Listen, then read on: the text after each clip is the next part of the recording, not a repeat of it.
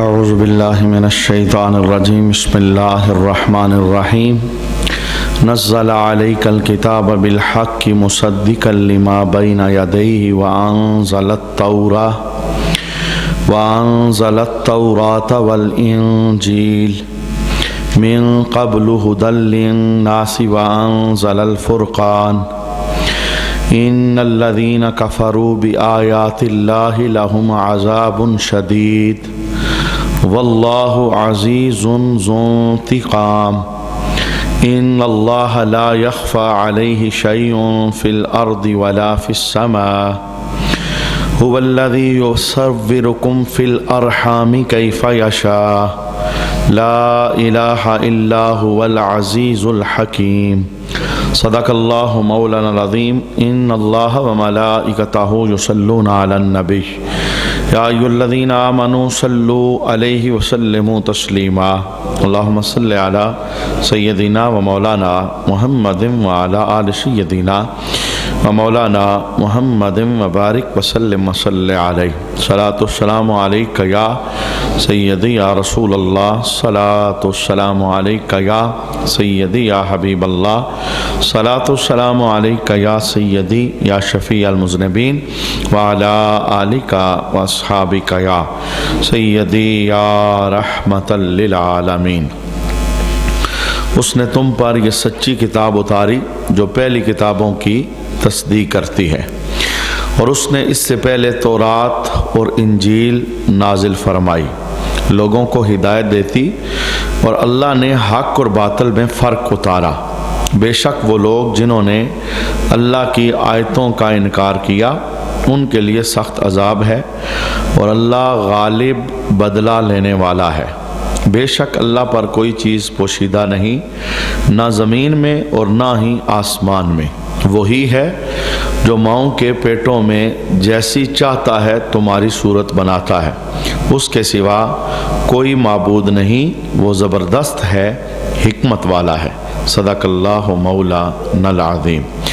آج کی تلاوت کردہ جو سب سے پہلی آیت کریمہ ہے، اس کے اندر قرآن حکیم کی عظمت کو بیان کیا گیا، اور یہ بات بیان کی گئی کہ اب قرآن کے بعد کوئی اور آسمانی کتاب نازل نہیں ہوگی، چونکہ قرآن وہ عظیم کتاب ہے۔ اس سے پہلے جو کتابیں نازل ہوئی ان کے اندر قرآن کی بشارت موجود تھی، تورات، انجیل۔ جیسے تورات اور انجیل کے اندر نبی کریم علیہ السلام کی آمد کے تذکرے موجود تھے، اسی طرح جو مقدس کتاب نبی کریم علیہ السلام کے سینے پر اترنے والی تھی اس مقدس کتاب یعنی قرآن حکیم کے تذکرے بھی موجود تھے۔ تو قرآن پاک یہ بتا رہا ہے کیونکہ اب میرے بعد کوئی اور کتاب نہیں آنے والی، لہٰذا میں کسی اور کتاب کی بشارت نہیں دے رہا۔ پہلی کتابوں کی قرآن تصدیق کر رہا ہے، تورات تھی، زبور تھی، انجیل تھی، آسمانی صحائف تھے، ان کی قرآن تصدیق کرتا ہے، اور ان کتابوں میں قرآن پاک کے آنے کی بشارتیں موجود ہیں۔ لیکن اب قرآن کے اندر اس کے بعد کوئی مزید کتاب آئے گی، اس طرح کی کوئی بات موجود نہیں ہے، یا اس نبی کے بعد کوئی مزید نبی آئے گا، اس طرح کی کوئی بات موجود نہیں ہے۔ ہر نبی اپنے دور کے اندر آنے والے نبی کی خوشخبری اپنے حواریوں کو، اپنے ساتھ چلنے والے لوگوں کو سنا کے جاتا تھا، اور تمام کے تمام انبیاء رسالت مآب صلی اللہ علیہ وآلہ وسلم کی آمد کے تذکرے وہ اپنے اپنے زمانے کے اندر اپنے اپنے انداز کے اندر کرتے رہے۔ آیت میثاق وہ اسی صورت کے اندر موجود ہے، جب وہ آئے گی تو ہم تفصیل کے ساتھ اسے سماعت کریں گے۔ جب باری آئی جناب عیسیٰ روح اللہ علی نبینا علیہ الصلوۃ والسلام کی، چونکہ باقی انبیاء کی لسٹ میں سب سے آخر میں جناب عیسیٰ ہیں، اور جناب عیسیٰ کے بعد رسول اللہ صلی اللہ علیہ وآلہ وسلم آپ تشریف لاتے ہیں۔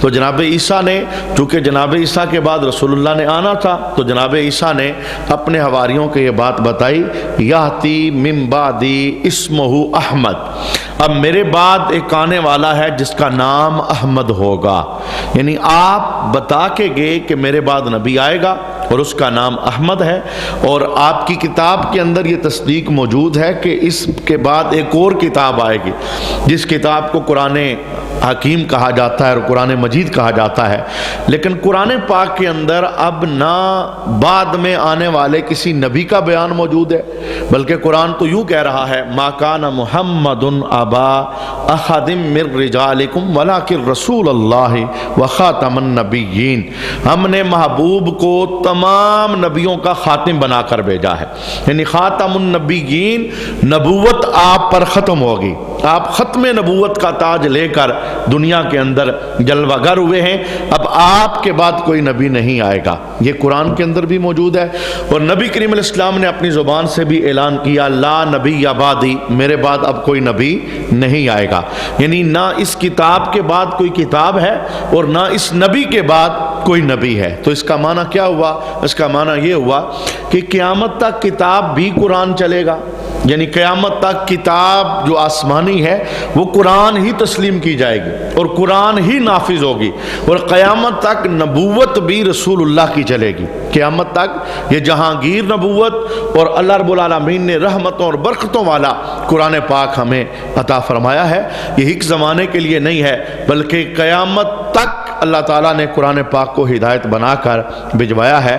اس آیت کریمہ کے اندر بنیادی طور پر یہ بات ہمیں سمجھائی گئی کہ قرآن آخری کتاب ہے، نبی کریم علیہ السلام آخری نبی ہیں، اب قرآن کے بعد کوئی اور کتاب آنے والی نہیں ہے، اور دوسرا اشارہ اس کے اندر یہ بھی موجود ہے کیونکہ نبوت کا دروازہ بند ہو چکا ہے، اور نبوت کی بات، نبوت کی خوشبو اس قرآن کے اندر موجود ہے۔ نبی تو دنیا سے تشریف لے گئے، لیکن نبیوں کا پیغام کتاب کی صورت کے اندر وہ گھر گھر میں پہنچ چکا ہے، ہر گھر کے اندر قرآن موجود ہے، تو ہر گھر کے اندر نبی کی آواز موجود ہے، نبی کی تبلیغ موجود ہے، نبی کا بیان موجود ہے، نبی کی تبلیغ کے انداز موجود ہیں، تو گویا اب قیامت تک اگر مخلوق کے اندر گمراہی پیدا ہوگی تو اس گمراہی کو ختم کرنے کا ایک ہی ذریعہ ہے کہ مخلوق قرآن کے ساتھ جڑے۔ یہ رسول اللہ کی محفل کی بات ہے، آقا حضور رحمت عالم صلی اللہ علیہ وآلہ وسلم نے قرب قیامت کی نشانیوں کا جب بیان کیا تو یہ کلام ارشاد فرمایا جیسے ہی قیامت قریب آئے گی فتنے آسمان سے یوں اتریں گے جیسے بارش کے پانی کے قطرے ہوتے ہیں، جیسے بارش اترتی ہے پانی کے قطرے آسمان سے اترتے ہیں، یوں فتنوں کا نزول ہوگا، یعنی مانا کہتا قصیر تعداد کے اندر فتنے ہوں گے معاشرے کے اندر قرب قیامت میں۔ تو حضرت علی رضی اللہ تعالی عنہ نے سوال کیا یا رسول اللہ صلی اللہ علیہ وآلہ وسلم، جب فتنے قرب قیامت میں بارش کے پانی کے قطروں کی طرح اتریں گے یعنی کثیر ہو جائیں گے، تو پھر یہ تو بہت بڑی گمراہی ہے، فتنے گمراہی کے اندر دھکیل دیتے ہیں، تو یا رسول اللہ صلی اللہ علیہ وآلہ وسلم اس وقت فتنوں سے بچنے کا طریقہ کار کیا ہے؟ تو اللہ کے حبیب نے جو جواب ارشاد فرمایا وہ اس بات کی ترجمانی کرتا ہے کہ قرآن قیامت تک کے لیے فتنوں کا جواب ہے، مصائب مصیبتوں کا حل ہے، پریشانیوں کا حل ہے، گمراہی کے رستوں کو ختم کرنے والا ہے۔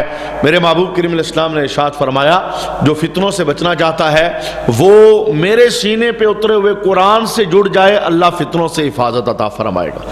یعنی قیامت تک کے لیے فتنوں کا حل قرآن کے اندر موجود ہے، جو قرآن سے جڑا رہے گا ہر فتنے سے محفوظ رہے گا، ہر بلا آفت سے محفوظ رہے گا، کوئی گمراہی اسے گمراہ نہیں کر سکے گی۔ جس نازک دور سے ہم سانس لے کے گزر رہے ہیں، بے شمار عقائد، بے شمار نظریات، ہر آنے والے دن کوئی نہ کوئی فرقہ، کوئی نہ کوئی گروہ وہ نکلتا ہے، لیکن وہ بندہ تسلی کے اندر اپنا مذہبی سفر طے کرتا رہتا ہے جو قرآن کے ساتھ جڑا ہوا ہوتا ہے، چونکہ اس کا یقین ہوتا ہے اور اس کا ایمان ہوتا ہے کہ سب سے بڑی عظیم کتاب جو رسول اللہ کے سینے پر اتری ہے، میں اس کے ساتھ جڑا ہوں تو میں گمراہ نہیں ہو سکتا۔ ہوائیں بے شک جتنی مرضی تیز چلیں، طوفان آ جائیں اور گمراہی وہ بن سنور کر آ جائے، لیکن اس بندے کو کبھی بھی گمراہ نہیں کر سکتی جس بندے کے دامن کے اندر قرآن پاک موجود ہے۔ یعنی ایک اشارہ اس کے اندر یہ بھی ہے کہ ہمیں قرآن کے ساتھ جڑنا ہے، قرآن ہی ہدایت کا ذریعہ ہے، قرآن ہی نور کا ذریعہ ہے، قرآن ہی فتنوں سے بچنے کا ایک راستہ ہے۔ تو قرآن پاک کے ساتھ ہم نے وفا بھی کرنی ہے، یعنی قرآن پاک کو ہم نے فقط الماریوں کی زینت نہیں بنانا، فقط ہم نے خوبصورت کپڑوں کے اندر لپیٹ کر اسے نہیں رکھنا بلکہ یہ گمراہی سے بچنے کا ذریعہ ہے، تو اسے ہم نے کھولنا ہے، اور کھولنے کے بعد اسے پڑھنا ہے، پڑھنے کے بعد اسے سمجھنا ہے، سمجھنے کے بعد اپنی نسلوں کے اندر اس کے پیغام کو ٹرانسفر کرنا ہے۔ یہ کیسے ہو سکتا ہے؟ قرآن سیکھنے سکھانے والا بندہ ہو جھوٹ بولے، قرآن سیکھنے سکھانے والا بندہ ہو نظر گندی ہو، قرآن سیکھنے سکھانے والا بندہ ہو وعدہ وفا نہ کرے، قرآن سیکھنے سکھانے والا بندہ ہو اس کی پیشانی سجدے سے خالی ہو، قرآن سیکھنے سکھانے والا بندہ ہو ماں باپ کا نافرمان ہو، قرآن سیکھنے سکھانے والا بندہ ہو بیوی کے حقوق ادا نہ کرے، بچوں کی تربیت نہ کرے۔ تو یہ سب کچھ قرآن کے اندر چونکہ موجود ہے، جب ہم قرآن سے جڑیں گے ہر فتنے کا سد باب ہو جائے گا، ہر گمراہی سے ہم نکل جائیں گے۔ اللہ ہمیں قیامت تک کے لیے قرآن حکیم کے ساتھ جڑنے کی سعادت عطا فرمائے، اور قرآن ہمارا رابر رہے، رہنما رہے، ہم اس کے مطابق زندگیاں بسر کریں گے تو نور ہی نور ہوگا۔ اس کے فوراً بعد رب کائنات نے اپنی ایک شان بیان فرمائی۔ اللہ فرماتا ہے ان اللہ لا یخفی علیہ شیء فی الارض ولا فی السماء، بے شک اللہ پر کوئی چیز پوشیدہ نہیں، نہ زمین میں اور نہ ہی آسمان میں۔ 7 آسمان ہیں اور 7 ہی زمینیں ہیں، اس زمین کے نیچے زمین، پھر نیچے زمین، پھر نیچے، جو کچھ نیچے ہے سب اللہ جانتا ہے۔ اور عقیدہ کیا ہے؟ عقیدہ یہ ہے کہ آسمان اور زمین کی ہر چیز تمام تر تفصیلات کے ساتھ ہر وقت بغیر کسی کے بتائے یہ اللہ تعالیٰ جانتا ہے، یہ اللہ کی صفت ہے۔ زمین آسمان کی جتنی بھی چیزیں ہیں تمام تفصیلات کے ساتھ ہر وقت بغیر کسی کے علم دیے، بغیر کسی کے بتائے اللہ تعالیٰ جانتا ہے، یہ اللہ کی صفت ہے۔ اور بندوں میں سے یہ صفت کسی کی نہیں ہے، یہ خاص اللہ کی صفت ہے۔ بغیر بتائے چیزوں کا علم رکھنا یہ اللہ تعالیٰ کی صفت ہے۔ اور جو اللہ کی مخلوق ہے، اللہ کی مخلوق کو جو علم ہوتا ہے وہ اللہ کے بتانے سے ہوتا ہے۔ نبیوں کے پاس جتنا علم ہے ذاتی نہیں ہے، یعنی انہیں کسی نے بتایا نہیں، انہیں اللہ نے بتایا ہے، اللہ کے بتانے سے ہے۔ اچھا، جو اللہ کا علم ہے اس کی شان یہ ہے کہ وہ لا متناہی ہے، قابل فنا نہیں ہے، اور مخلوق میں سے اس نے جسے علم عطا فرمایا ہے وہ متناہی بھی ہے اور قابل فنا بھی ہے۔ اللہ تعالیٰ کے علم کی شان یہ ہے کہ اس کی کوئی انتہا نہیں، آخری سرا ہے ہی نہیں، اور نہ وہ ختم ہو سکتا ہے۔ اور مخلوق کا جو علم ہوتا ہے اس کی انتہا ہے، وہ ختم ہو سکتا ہے۔ بس یہی عقیدہ ہے کہ اللہ تعالیٰ کا جو علم ہے وہ ذاتی علم ہے، اور مخلوق میں جس کے پاس ہے وہ اللہ کا عطا کردہ علم ہے۔ یہ لوگوں کو اس بات کے اندر مغالطہ لگ جاتا ہے، کہتے ہیں جی علم غیب صرف اللہ کے پاس ہے۔ تو اللہ کے پاس جو علم غیب ہے وہ خود سے ہے، اللہ کو کسی نے سکھایا نہیں۔ اور رسول اللہ کے پاس بھی علم غیب ہے، لیکن کیسے؟ اللہ کے بتانے سے، اللہ کے سکھانے۔ یہ بہت بڑا فرق ہے، اور اتنے بڑے فرق کے ہوتے ہوئے گمراہ بندہ کیسے ہو سکتا ہے؟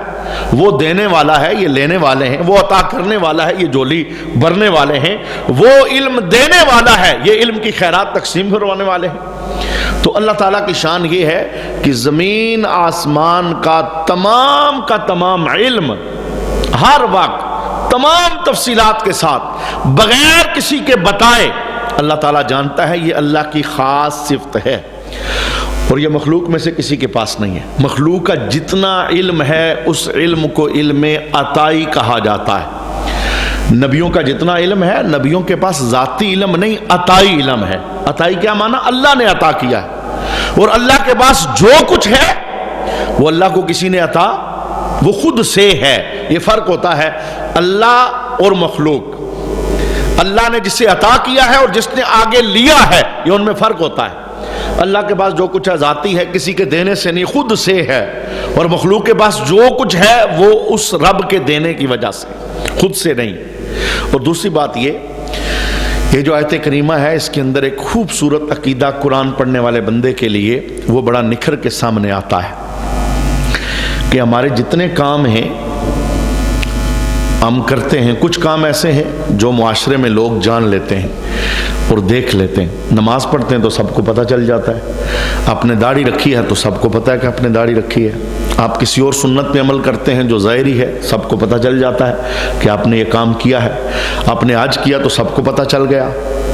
وہ کام جو بندے دیکھتے ہیں ہم سامنے کریں تو بندوں کی نظر ہوتی ہے، لیکن وہ کام جو ہم خلوت میں کریں جس پر کسی بندے کی نگاہ نہ پڑے، تو یہ آیت ہمیں یہ بتا رہی ہے کہ جو کام تم چھپ کر کرو گے کسی بندے کی نگاہ نہیں پڑے گی، اللہ اسے بھی دیکھ رہا ہے.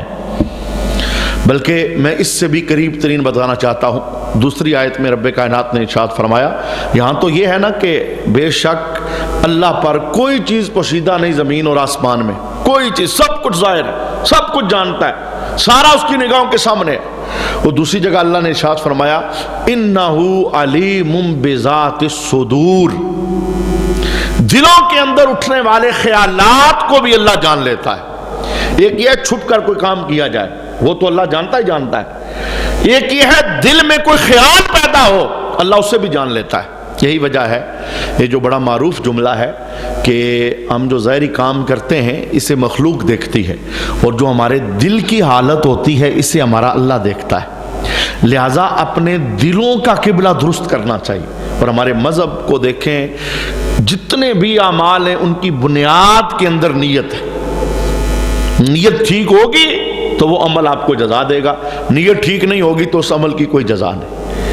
ایک بندے نے خوبصورت مسجد بنا دی اور اس کی نیت اور ارادہ یہ تھا یار لوگوں کو پتا چلے کہ میں نے مسجد بنائی ہے، تو اب یہ نیت کی خرابی آ گئی، جزا کوئی نہیں. ایک بندے نے کسی غریب کی بیٹی کی شادی کروا دی، تو اب وہ فوٹو اخبار میں دینا چاہتا ہے، سب کو ڈنڈورا پیٹ کے بتانا چاہتا ہے کہ میں نے یہ کام کیا ہے.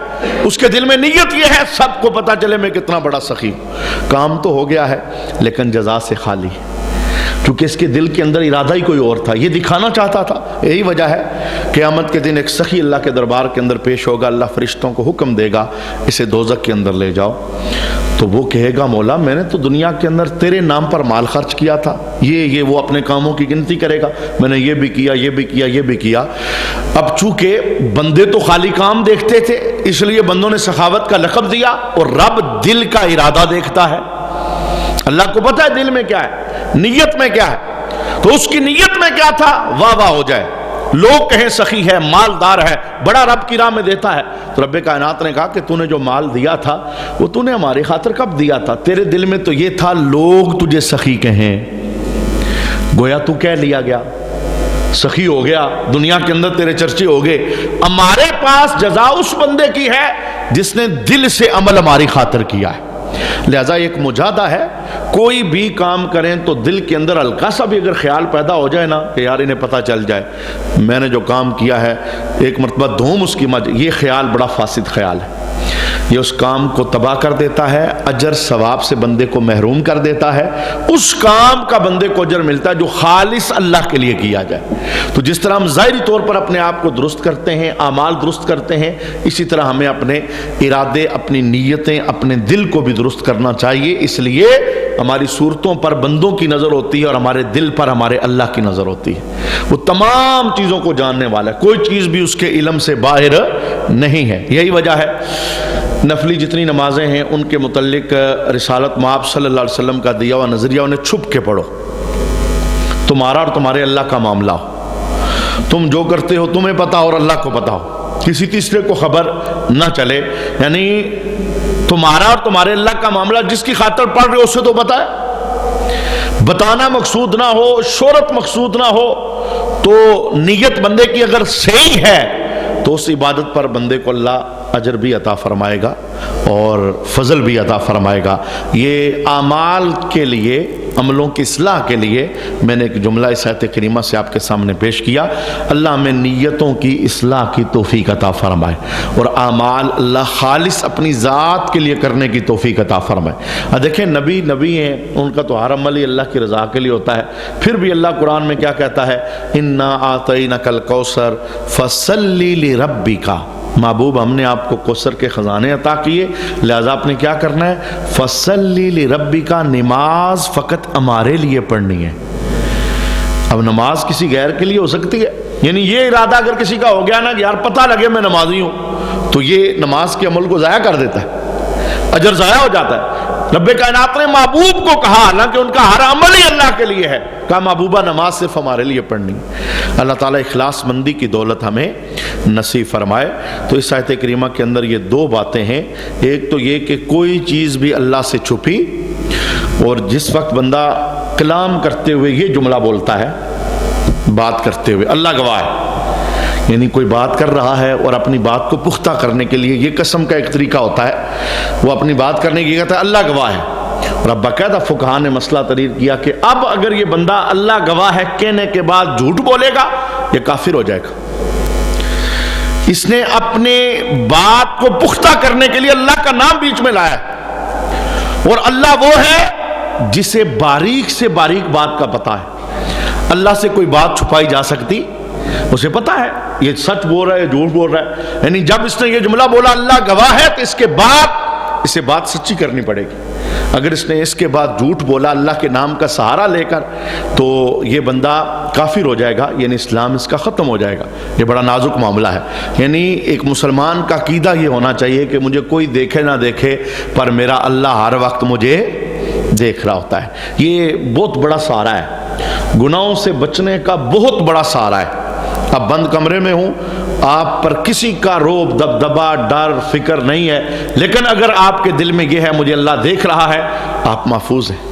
خلوت میں چلے جائیں، جس جگہ مرضی چلے جائیں، اللہ دیکھ رہا ہے، اللہ کے سامنے ہوں، اللہ کی نظر میں ہوں، ہر گناہ سے اللہ تعالیٰ بچا لے گا۔ اور جس بندے کا یہ نظریہ فقط زبان کی نوک تک ہے، وہ اکیلے ہو تو جو دل آئے کر لے، تو ایسا بندہ پھر گناہوں سے بچنا اس کے لیے مشکل ہو جاتا ہے۔ تیسری آیت کریمہ جو ہم نے آج تلاوت کی ہے، رب کائنات نے ماں کے پیٹ کے اندر جو صورتیں بنتی ہیں ان کے متعلق ایک کلام ارشاد فرمایا۔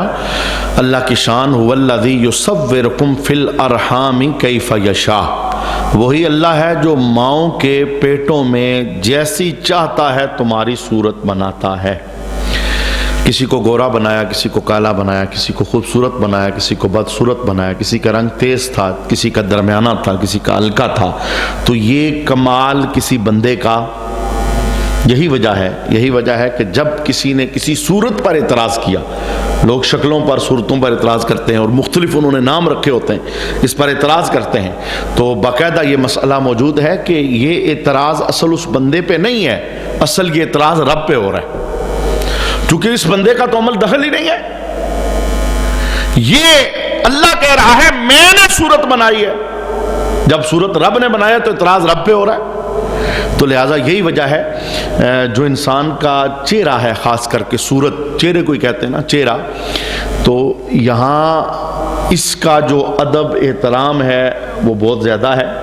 بچوں کو سزا دیتے ہوئے چہرے پر مارنے سے منع کیا گیا، اور وہ اس کی وجہ یہ ہے کہ یہ اللہ تعالیٰ کا بنایا ہوا شاہکار ہے، یعنی اس کی حرمت ہے، اس کی عزت ہے، یہ اللہ کے دربار کے اندر معتبر ہے۔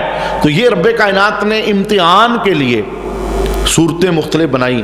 پوری دنیا کے اندر بندے پھر کر آپ دیکھیں، کوئی بندہ ایگزیکٹ ایک جیسا ایک دوسرے سے نہیں ملتا ہوگا، اللہ نے فرق ڈالا ہے۔ ایک باپ کی اولاد کے اندر اللہ نے فرق ڈالا ہے پہچان کے لیے، یہ اس کی مصوری ہے، یہ اس کے شاکار ہیں دنیا کے اندر، یہ اس کی قدرتیں ہیں۔ بلکہ حدیث شریف کے اندر یہ ہے کہ جب بچہ اپنی ماں کے پیٹ کے اندر 40 دن کا ہوتا ہے، خون کا وہ لوتھڑا ہوتا ہے، پھر جمع ہوا خون یعنی بوٹی بن جاتی ہے، پھر جب وہ 120 دن کا ہوتا ہے تو اللہ تعالیٰ فرشتوں کو بھجواتا ہے، اور 4 چیزیں بچے کے وہ ماں کے پیٹ کے اندر ہی لکھ دی جاتی ہیں۔ سب سے پہلی چیز عبداللہ بن مسعود کی روایت ہے، اللہ تعالیٰ ماں کے پیٹ کے اندر ہی بچے کے لیے لکھ دیتا ہے کہ یہ کیا عمل کرے گا۔ اچھا ایک سوال پیدا ہوتا ہے، ابھی یہ پیدا نہیں ہوا تو پہلے اللہ کیسے لکھ دیتا ہے یہ کیا عمل کرے گا؟ اسی علم کو علم قدیمی کہتے ہیں، یعنی اللہ کی شان ہے، اللہ اپنے علم سے دیکھ لیتا ہے جب یہ دنیا میں آئے گا، 40 سالہ اس کی زندگی ہوگی، کیا کرے گا، وہ جان کر اللہ لکھ لیتا ہے یہ کیسے عمل کرے گا۔ دوسری بات فرمایا ماں کے پیٹ کے اندر ہی بچہ ہوتا ہے، اللہ تعالیٰ فرشتوں کو بھجواتا ہے اور فرشتے ماں کے پیٹ ہی کے اندر اس کا رزق لکھ دیتے ہیں۔ یہ دور حاضر کے ماں باپ ہیں جو پریشان رہتے ہیں، سود کے اندر بینک میں پیسے جمع کروا دو، پالیسیاں کروا لو، کسی کمپنی سے ٹھیکہ لے لو، بچوں کے رزق کا مسئلہ ہے، ان کی پریشانی دور ہو جائے، ان کا مستقبل روشن ہو جائے، تو اللہ تعالیٰ کہتا ہے میں خالق ہوں، میں پیدا کرنے والے ہوں۔ ابے تو یہ دنیا میں نہیں آیا تھا، ماں کے پیٹ میں تھا، رزق میں نے لکھ دیا، یہ پہنچاؤں گا، میری ڈیوٹی ہے۔ تو والدین بعض اوقات خواہ مخواہ پریشانی کے اندر حرام حلال کا فرق چھوڑ دیتے ہیں اور حرام کے اندر بات مارتے ہیں۔ کیا کرتے ہیں؟